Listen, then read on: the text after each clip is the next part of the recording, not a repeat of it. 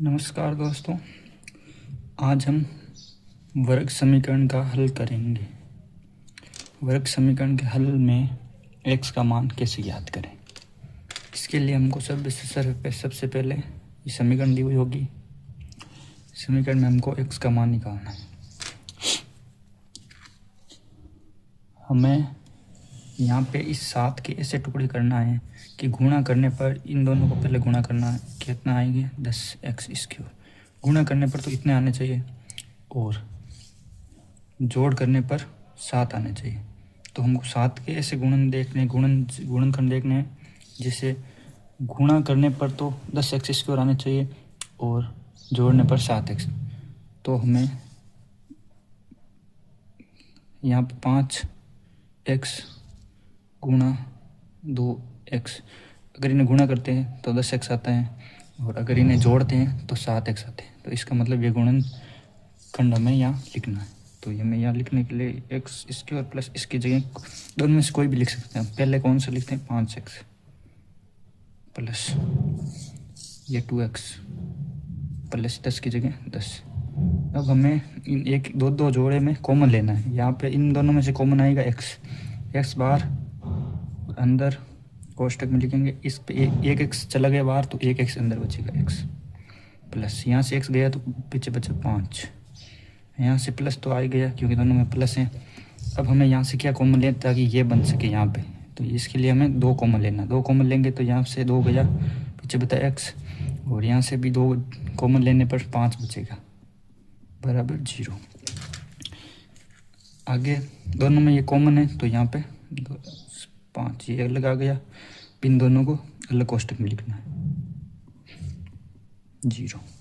अब आपको ये बता सकते हैं कि दोनों में से अगर एक कोई संख्या 0 है तभी यह 0 होगा। जैसे हमारे यहाँ पे रफ में लिख लेते हैं 1 गुणा 1 है तो ये 1 हो जाएगा।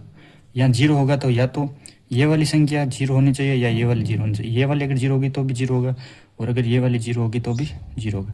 हमें पता नहीं, इसलिए हमें ये मानना है कि दोनों को एक बार 0 के बराबर। तो इससे आगे हमें हल ज्ञात करने के लिए इसे करना पड़ेगा x प्लस या तो ये है 0 या फिर ये बराबर 0। समीकरण के कुछ नियम है यहाँ से। इसके हल के लिए ये x है, x इधर है, 5 उधर जाएगा तो ये माइनस का 5 होगा क्योंकि हमें समीकरण के कुछ नियम होते हैं। ये यहाँ पे बता सकता हूँ मैं नियम। अगर यहाँ पे कोई प्लस है तो ये बराबर के उस साइड जाएगा तो ये माइनस होगा। अगर यहाँ माइनस है तो बराबर के उस साइड अगर भेजेंगे तो ये संख्या प्लस की हो जाएगी। अगर यहाँ पे गुणा है तो उधर भाग, और इसी प्रकार अगर यहाँ भाग है तो उधर जाएगी तो गुणा। ऐसे समीकरण में ये संख्या दूसरी तरफ ट्रांसफर करने पर यह नियम लगता है।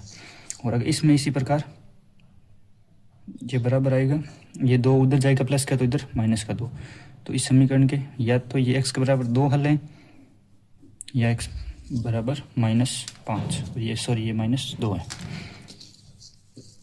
तो इस समीकरण के हल ये आ गए, वर्ग समीकरण के हल। इसी प्रकार एक और समीकरण देखेंगे हम। इस समीकरण में ये यहाँ पे 3 है तो हमें गुणा करने पर कितने होने चाहिए 3x² प्लस 8x गुणा 8x²। तो यहाँ पे हो जाएगा, दोनों को गुणा करेंगे 24x²।